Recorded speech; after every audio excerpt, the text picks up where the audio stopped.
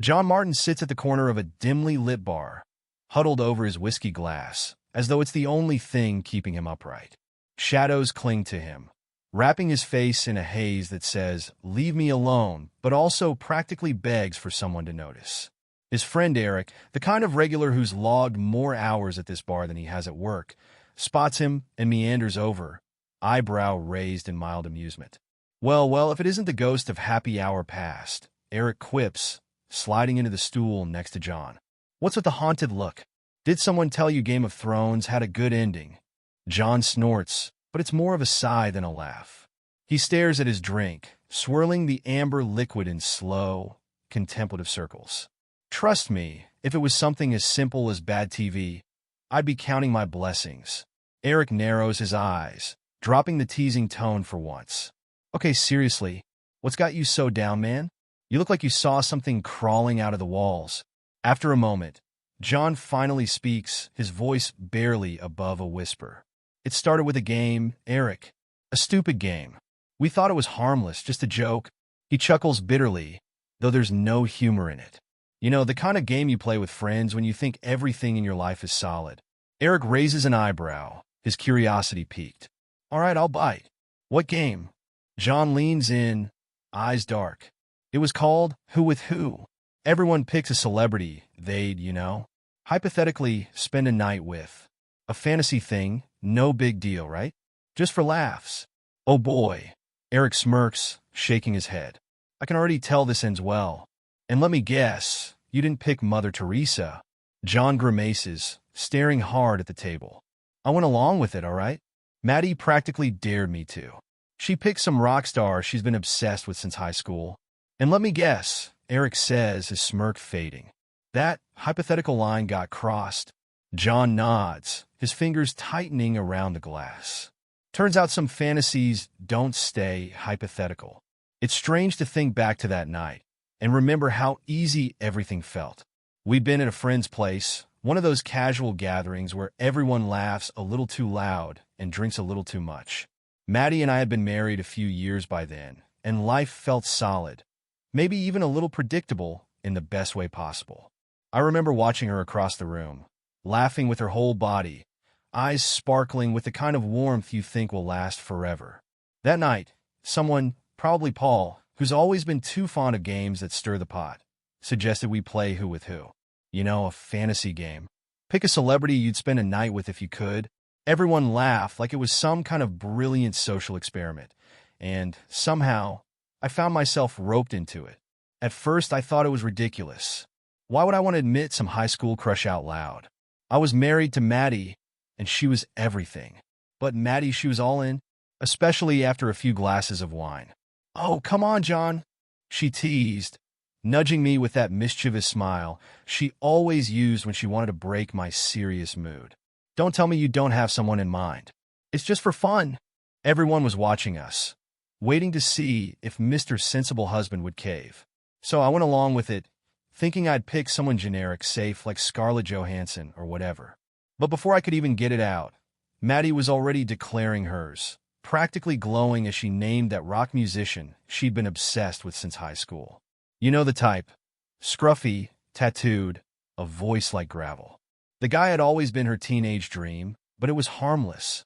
It was just a game, or so I thought. I remember laughing it off. I was the one who shrugged and said, all right, fine. Scarlett Johansson, happy." Everyone laughed, and it was all harmless, right? Just a few names thrown around, everyone nodding and joking. Who with who? Big deal. None of it was supposed to leave the room or even mean anything. But looking back now, I wonder if that was the first crack. If that simple, harmless game planted some little idea in her mind, some little curiosity that maybe didn't stay buried.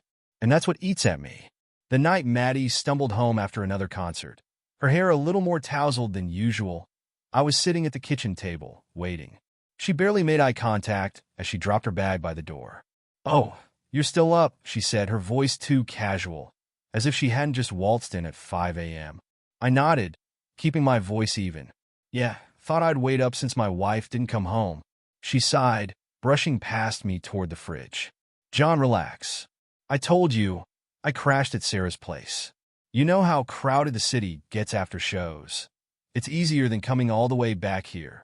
I watched her closely, noticing the faint smudge of eyeliner under her eyes, like she'd rubbed it off carelessly. Sarah's place, huh? Then why is your phone lighting up with a text from him? Her hand froze mid-reach for a bottle of water. She turned slowly, the look on her face halfway between surprise and irritation. Are you seriously going through my messages now? I held up my hands. No, but you weren't exactly hiding it. I saw his name, Maddie. She rolled her eyes, popping the bottle open with a little too much force. It's not what you think, John. He's just being friendly. He messages all his fans. It's nothing personal. Nothing personal? I scoffed. Didn't seem like a standard fan message, Maddie. Last I checked, rock stars don't usually send winky faces to their married fans. Oh, for crying out loud, she snapped, crossing her arms. It's harmless. It's not like we're doing anything. I told you it's just a bit of fun. Besides, she smirked, you were fine with it during that game. What? Feeling a little jealous now that it's not Scarlett Johansson? I clenched my fists, trying to hold back the words threatening to spill out. This isn't about jealousy, Maddie. I thought we were just fooling around that night. I didn't think you'd actually pursue it. Her smile faltered, her gaze darting away. Look, it was one night. One drink. Nothing happened, all right? I shook my head, my chest tight. And I'm supposed to just take your word for it? She sighed heavily, brushing her hair back in frustration. Fine, if you want to turn this into a big scandal, go ahead. But maybe you should ask yourself why you're so quick to assume the worst about me. She picked up her bag, muttering under her breath as she walked away. God, I thought you were more secure than this. I watched her go, speechless. In that moment, I realized that somewhere along the way, what had been a joke to me had clearly become something entirely different to her. And that was the part one couldn't ignore. After that night, things between us shifted. Every small change, every excuse she gave, felt like another tiny fracture in what we'd built together. But, like some fool clinging to an empty life raft, I tried to ignore it. I kept telling myself that I was just being paranoid, that maybe I was the one blowing things out of proportion. Then came another night. She didn't come home, this time after yet another concert. I tried to call her, but my calls went straight to voicemail. Morning came, and just as I was about to lose it, she walked through the door, looking every bit like someone who hadn't just had an innocent night out. Late night at Sarah's again? I asked, voice dripping with the kind of sarcasm I didn't even try to hide anymore. She rolled her eyes, setting her bag down on the counter. Do we have to do this every time? I just went out, John. I didn't think I'd need a permission slip. Permission slip? I snapped, crossing my arms. You gotta be kidding me. You don't even care how this looks, do you? She scoffed, grabbing a glass of water, like we weren't on the verge of a serious fight. Honestly, John, you're acting ridiculous. I went out to enjoy myself. Since when is that a crime? Since when? I barked, barely able to believe my ears. Since you started disappearing without a word, coming home at dawn, and acting like I'm crazy for being concerned. I mean, let's be honest here, Maddie. You've got this whole double life going on with that rock star, and I'm supposed to be okay with it? She laughed bitterly, and it wasn't the warm laugh I used to know. Double life? Get real, John. You're just insecure. It's not my fault if you're jealous, because I have a life outside of you. Outside of me? I repeated, feeling the sting of her words. What happened to US, Maddie? Or was that just an illusion? Her face softened, for a moment anyway, but then she hardened again, brushing past me like my hurt was some minor inconvenience. Look, maybe you should figure out why you're so threatened by a harmless friendship. I'm not going to apologize for having fun. And that was it. Just like that, she walked out of the room, leaving me alone with the echoes of words that felt like they'd torn through the very foundation of our marriage. And the worst part? I didn't have a clue what to do next. After that last argument, things took a nosedive.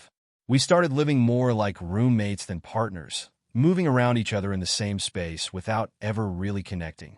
Every excuse, every late night hangout, added to the bitterness building inside me, like layers of sediment slowly hardening into something unbreakable.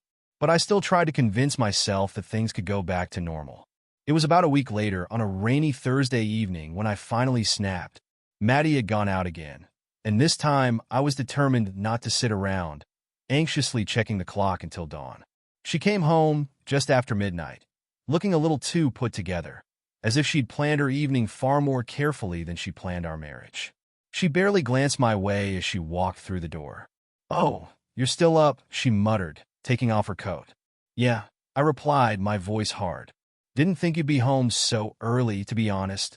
She threw her coat over a chair, raising an eyebrow at my tone. "Really? So, what? Now you're tracking my schedule." I took a deep breath, trying to keep my voice steady, but the frustration was boiling over. "No, I'm just wondering how we got to this point, where you're constantly out, where I barely see you anymore, where I feel like I don't even know who you are."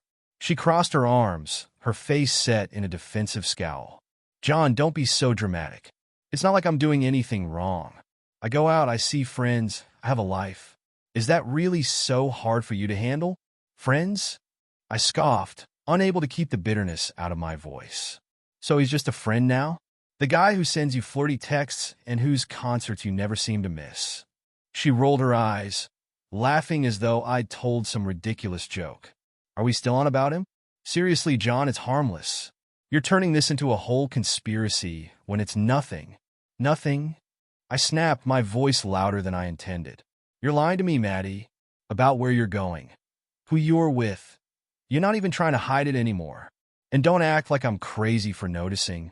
Her expression changed then, hardening into something cold and unfamiliar. "You know what, John? Maybe I'm tired of walking on eggshells around you. Maybe I need some space to breathe, to be myself." "To be yourself?" I asked, practically spitting the words. "What does that even mean, Maddie? To cheat on me? To lie to me? Because that's what it feels like." She took a sharp breath, her face momentarily flashing with something close to guilt, but she quickly masked it. "All right," she said, crossing her arms. "Fine. If you want the truth, here it is. Yes, I slept with him. But it was one night, one stupid mistake. And if you're so eager to throw everything away over one night, maybe we weren't as strong as you thought." The words hit me like a physical blow. I felt the air leave my lungs, the room spinning. She stood there, as if daring me to react, her face set in defiance and a hint of relief, like she was glad to finally say it out loud. "One night?" I repeated, my voice hollow. "So that's supposed to make it okay? We spent years building this life together, Maddie. And you think one night can just be brushed off?" She shrugged, her voice icy. "People make mistakes, John. It's not the end of the world. But for me, it was." I stared at her, this stranger standing where my wife used to be, and I realized that whatever we had, whatever I thought we'd built, had crumbled into something unrecognizable. In that moment, I wasn't sure if there was anything left worth saving. After that confession, I felt like I'd been hollowed out, my insides scraped raw. But the worst part? I still wanted to believe her. "One night, one mistake," she said. "Maybe, just maybe we could work through this. People slip up, right?" The thought lingered for days, eating at me, even as I replayed every lie she'd told, every night out that hadn't added up. But then something snapped. A part of me couldn't shake the feeling that she hadn't told me the whole story, that one night was just the tip of some awful iceberg. So, in a moment I'm not proud of, I started digging. It wasn't that I wanted to catch her in another lie. It was that I needed the truth, no matter how much it hurt. And what I found made me wish I'd never gone looking. It started with a conversation with our friend Chloe. We ran into each other at the coffee shop, and she casually asked, "So, is Maddie going to that big show with the band again this weekend?" I blinked, feeling like I'd been punched in the gut. "Wait, what show?" Chloe's face went pale. "Oh, I just assumed she told you. She's been going to a few of their shows with me and the girls. You know, kind of like a fan thing. I thought you knew." I plastered on a forced smile, my stomach churning. "Yeah, sure. I just forgot. Thanks for reminding me." But inside, it was like a switch had flipped. I knew Maddie wasn't just seeing friends. She'd been hiding entire nights, entire weekends, and I couldn't pretend anymore. So I did the unthinkable. I reached out to another mutual friend, someone who'd always been closer to Maddie's social circle than mine.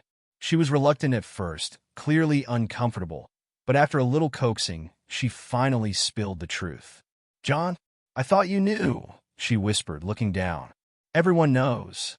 Maddie's been, well, she's been seeing him. And not just him. My chest tightened. What do you mean? Not just him. Her voice dropped lower, and she glanced around as if worried someone might overhear. It wasn't just the rock star, John. She's been with other guys from his band, too. And the manager. It's kind of an open secret in their crowd. Everyone in the scene talks about it. She winced like the words themselves pained her. I couldn't breathe. It was as if the ground had dropped out from under me, and I was spiraling into some dark, twisted reality that didn't even feel like mine anymore. She'd slept with not just him, but the whole band, the manager, and I'd been walking around, clueless, thinking one night with a rock star was the worst of it.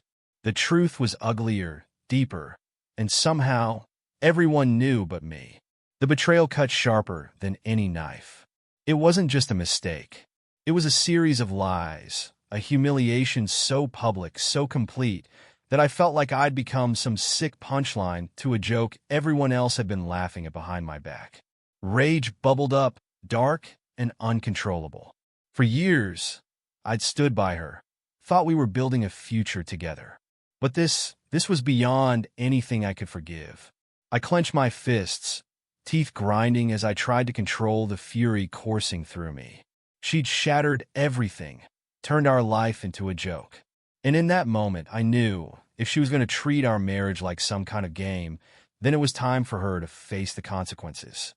She played her hand, and now it was my turn. After that conversation, I felt like I was sleepwalking through my own life, detached, watching everything crumble from some distant, dark corner of my mind. But as the shock wore off, it was replaced by something much colder, something that anchored me in place and lit a fire inside. I realized that this wasn't just about Maddie's betrayal. It was about my own humiliation, the way she'd turned me into a joke within our circle, in our own community. And that's when the anger sharpened into purpose. I didn't want to sit quietly, to pick up the pieces of our life like some pitiful fool. I wanted her to feel every ounce of what she'd put me through. And not just her. The whole band, her little entourage who'd enabled this mess, who probably enjoyed the show of my obliviousness. They all thought they'd gotten away with it. They thought I'd stay silent, nursing my wounds, letting them go on as if nothing happened. But they were wrong. That night, I called Eric. He'd been my friend for years, someone who'd stuck with me through highs and lows, and someone who'd always seen through the garbage. I pause, taking a deep breath, my fingers tightening around the whiskey glass. Eric has been listening silently, his eyes fixed on me, his face a mix of anger and disbelief. And that, I say, my voice low and steady, is why we're here tonight. Eric shakes his head slowly, then lets out a sharp, bitter laugh. Unbelievable. The whole band? The manager? He leans back, rubbing his hand over his face, as if trying to wipe away the story he just heard. And they're all walking around like nothing happened? Like you're just supposed to roll over and accept it? I shrug, the weight of the story finally hitting me. I guess they thought I'd just sit back, nurse my wounds, and quietly disappear. Eric narrows his eyes, looking at me with a focus I haven't seen from him in years. Yeah, well, that's not happening. You're not just going to be some punchline, John. If she turned your life into a spectacle, I say we turn the tables. He pauses, his face hardening. What if you let everyone see her for what she is? Make them understand exactly what she and her little rock star posse have been doing. A small, twisted sense of satisfaction starts bubbling up. You're talking about a public confrontation? Eric nods, leaning forward, his voice barely above a whisper. She wants a show? Let's give her one. That band has their big concert coming up, right? Huge venue, fans, media. Everyone will be there. He raises an eyebrow, a smirk creeping onto his face. Imagine if you showed up and told the truth in front of every last one of them. Make them understand what they did to you. The idea lingers between us, a dangerous thrill buzzing in the air. It would be a scene, I murmur, the wheels already turning in my head. But we'd need people to hear it. Really hear it. Eric's eyes light up, and he slaps the table with a grin. Lucky for you, I've got a few connections in the local press. A friend who knows how to sniff out a scandal. She's always looking for the next big story. And trust me, This one will knock her socks off. I shake my head, barely believing what we're planning. You're serious about this? Dead serious. He replies, leaning in. They think they're invincible, that no one will ever call them out. But you have the truth on your side. Let's hit them where it hurts. Let's make it public, messy, and impossible to ignore. I let out a long breath, feeling the weight of the past few weeks lighten just a little. All right, I say, feeling a spark of determination flare up inside me. Let's do it. Let's make sure they feel every bit of what they put me through. They wanted a show. They're about to get one. Eric raises his glass, and I clink mine against it, sealing the pact. This isn't just about revenge. It's about finally taking control of my own story, of putting an end to the humiliation they forced on me. We sit there in silence for a moment, each of us lost in thought, as the plan starts to form. I finish my drink, setting the glass down with more force than I'd intended, feeling the tremors of adrenaline and anger working through me. Eric is watching me, waiting, as if he's gearing up for a battle of his own. All right, I say, leaning in, my voice steady.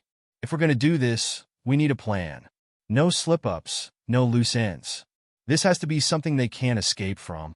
Eric nods, leaning forward as well, his face intense. We're not just showing up to rant. We're making this count. Your story needs to hit them with enough impact that they feel it for a long, long time. I don't need convincing. This isn't about airing my pain for the crowd. It's about making sure they understand the consequences of turning me into a joke. I think back to every moment of hurt and betrayal. Every excuse Maddie fed me while she was out with them, thinking I was too blind to notice. Now, they'd see just how wrong they were. I'll need that contact of yours, I say, nodding. The one in the press. She'll need all the details, my story, her betrayal, the whole sordid affair. I pause, trying to rein in the bitterness. We're handing her a scandal on a silver platter. Eric grins, reaching into his jacket pocket and pulling out his phone. Already texted her. She's in. Said she's happy to provide some coverage, especially if it's going down live at the concert. He raises an eyebrow, looking half amused. She said this is the kind of story you can't make up. Good, I reply, feeling a flicker of satisfaction for the first time in weeks. I want this to be the story no one forgets. Let Maddie and her band of rock stars feel the heat for once. We go over the details, planning down to the minute. I'll confront Maddie and the band mid-concert, catching them at their peak moment, when the crowd is fully engaged and the media will be watching. Eric will have our press contact there to document everything, from the expressions on their faces to the reaction of the crowd. The fallout will be immediate, public, and impossible to spin. And the timing? Eric asks, glancing at me with a calculating look. Just after their main set, I reply, picturing it in my mind. When they're most vulnerable, thinking they've got the crowd wrapped around their fingers. Eric smirks, shaking his head. Man, this is going to be one for the books. They'll never see it coming. I nod, feeling a surge of resolve. They wanted to turn my life into their private amusement. Now it's their turn in the spotlight. I pause, then let a wry smile creep onto my face. And if they love the stage so much, well, I'm giving them the grand finale they deserve. We sit there in silence, the weight of the plan settling over us. I know this will burn bridges, and that some people will call me petty or vindictive. But this isn't just about revenge. It's about reclaiming my dignity, my pride, and everything they took from me. I've been living in their shadow for too long, quietly taking the humiliation they handed me. Not anymore. This time, I'll be the one holding the mic. The night of the concert arrives, and I feel like I'm walking into the lion's den. The venue is buzzing with energy, fans pouring in, anticipation thick in the air. I catch a glimpse of the band's posters plastered on the walls, their faces grinning like they own the world. Maddie's somewhere backstage, oblivious, probably riding the high of being part of this scene, thinking her secret's safe. Eric is by my side, eyes scanning the room, and I spot his contact from the press setting up near the front of the stage. She gives us a discreet nod, phone in hand, ready to document every detail. The plan is set, and just knowing that this place, these people, are about to witness what she did, it fuels something fierce in me, a determination that drowns out any last flicker of hesitation. The concert kicks off, the lights dimming as the crowd roars to life. The band takes the stage, and I watch as Maddie stands near the edge, her face lit up in the glow of the stage lights, the crowd chanting, fully under their spell. They're all in their element, basking in the admiration of a crowd who has no idea what's coming.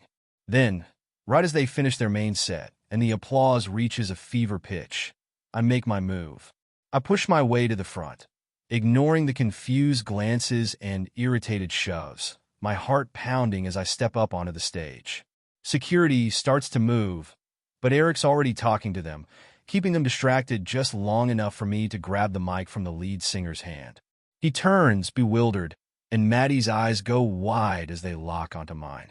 There's a shocked murmur through the crowd, and the band members exchange looks of confusion and irritation. Maddie, though, she looks like she's seen a ghost, frozen on the spot. I clear my throat, voice steady and ringing through the speakers. "Hi everyone," I begin, my tone calm, almost casual. "Sorry to interrupt the show. I'm John, Maddie's husband. Some of you might already know that considering the extracurricular activities that this band and my wife have been indulging in, the crowd falls silent, stunned, and I can feel the electricity of 1,000 people holding their breath. This is the part of the night where we get real. I continue, voice cold, words slicing through the silence. See, this amazing band, these talented musicians you all came to see, have been more than just performers on stage. They've also taken on some interesting roles backstage. With my wife, Maddie, right there. Maddie's face drains of color, her hand clasped to her mouth as the crowd starts to murmur, the realization spreading through them like wildfire. But here's the fun part, I say, barely able to hold back the bitterness in my voice.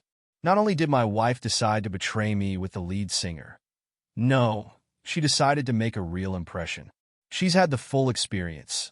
The lead singer, the guitarist, even the manager. I pause, letting that sink in, seeing the shock ripple through the audience. I look directly at Maddie, who's now visibly trembling. "So, Maddie, thank you for this lovely performance. I think we're all finally seeing the real show." For a moment, there's dead silence.